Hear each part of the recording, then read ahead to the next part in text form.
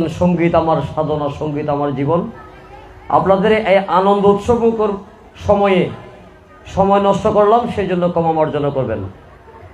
आमार पुजो कमिटिर सभापति सुमन भाई और राहुल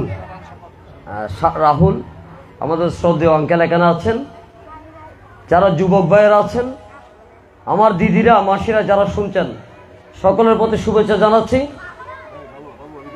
শুরুতেই আবারও ক্ষমা মার্জনা করছি, আপনাদের সঙ্গীত শোনার সময় আপনাদেরকে বিরক্ত করলাম। দাঁড়িয়েছি যাকে নিয়ে আগামী দিনে একটি সুখী সমৃদ্ধ সাম্য মানবিক হাটাজারি গড়ার স্বপ্ন দেখি আমরা। ব্যারিস্টার মীর মোহাম্মদ আলাউদ্দিন সাহেব আপনাদের পুজো কমিটির জন্য তিনি উপহার পাঠিয়েছেন, সেটা দিতে এসেছি আমরা উপজেলা বিএনপি পরিবার। আমরা পরিবার প্রতীক দানের শীষ যেহেতু দাঁড়িয়েছি, একটি কথা বলি, আপনাদের প্রার্থনায় আশীর্বাদে তারেক রহমানকে রাখবেন। তারেক রহমান 31 দফা দিয়েছেন বাংলাদেশকে নতুন করে গোছাবার জন্য, সাজাবার জন্য। 31 দফার মধ্যে দিদিরা একটু শুনবেন। আমার বাড়ি মেখল ইউনিয়ন পুন্ডরিকদামে, আমার দিদিরা সবসময় আমাকে ভোট দিত, মাসিরা। যখন আমি চেয়ারম্যান ছিলাম, চেয়ারম্যান বলবো না, সেবক। তারেক রহমান 31 দফার মধ্যে 16 নং যে দফাটি তিনি সেখানে উল্লেখ করেছেন আপনাদের জন্য, সকল ধর্মের স্বাধীন সর্বোচ্চ কার্যকর, যাতে আপনাদের পুজো উৎসব থেকে শুরু করে সব ধরনের আচার অনুষ্ঠান যাতে সর্বোচ্চ স্বাচ্ছন্দ্যবোধভাবে আপনারা আয়োজন করতে পারেন। এই দেশটা আমাদের সকলের। আরেকটি কথাই আমরা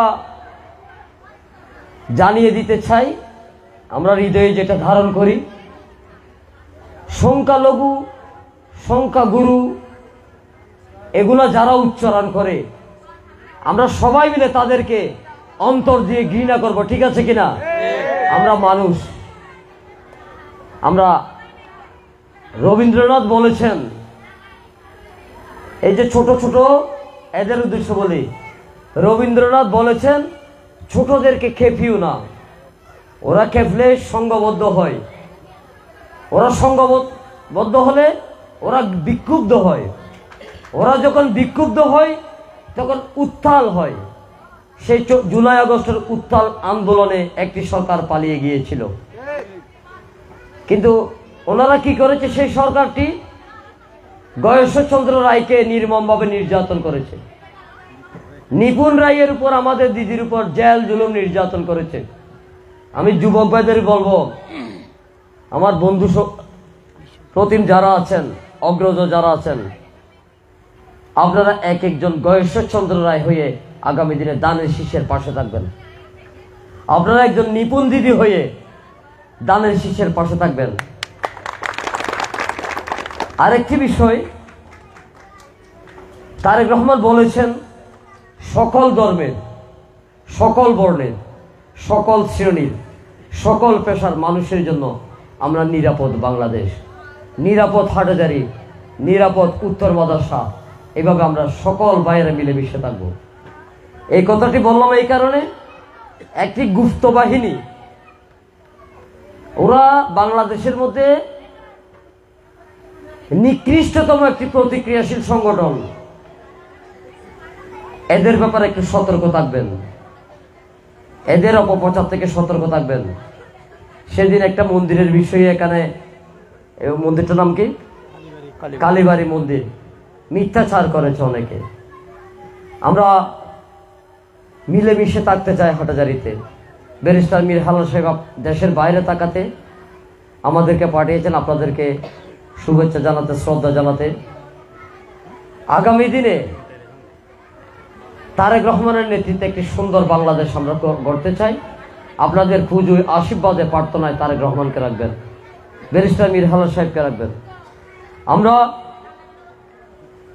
কাজী নজরুলের একটা বাণী আছে, তিনি বলেছেন অন্তর্মম বিকশিত করো, অনুভব করো মানুষকে। আমার যে দাদা প্রচন্ড ঠান্ডার মধ্যে, বিজলির মধ্যে, কনকনে শীতের মধ্যে হালদা নদী থেকে মাছ আহরণ করে জীবিকা নির্বাহ করে, ওনার প্রতি সর্বোচ্চ শ্রদ্ধা সম্মান থাকতে হবে। আমার যে দিদি টেইলার্স আপনার কাপড়টা সুন্দর করে সেলাই করে আপনি পরিধান করে শোভাবর্ধন করেন, তার প্রতি শ্রদ্ধা থাকতে হবে। আমরা সুন্দর একটি সমাজ বিনির্মাণের স্বপ্ন দেখি ব্যারিস্টার মীর আহমদ সাহেবের নেতৃত্বে। ধনী গরিব বৈষম্য এটা আমরা ভুলে যেতে চাই। আমরা সকলেই মানুষ, আমরা একাকার হয়ে আমরা একটি সুন্দর সমাজের বিনির্মাণে সকলে মিলেমিশে কাজ করব। এক ইসলামী দার্শনিক বলেছেন, সকল ধর্মের কিন্তু প্রেম আছে, সকল ধর্মের প্রেম আছে, প্রেমের কিন্তু ধর্ম নেই। এই যে প্রেমের টানে, হৃদ্যতার টানে, ভালোবাসার টানে আমরা এখানে এসেছি।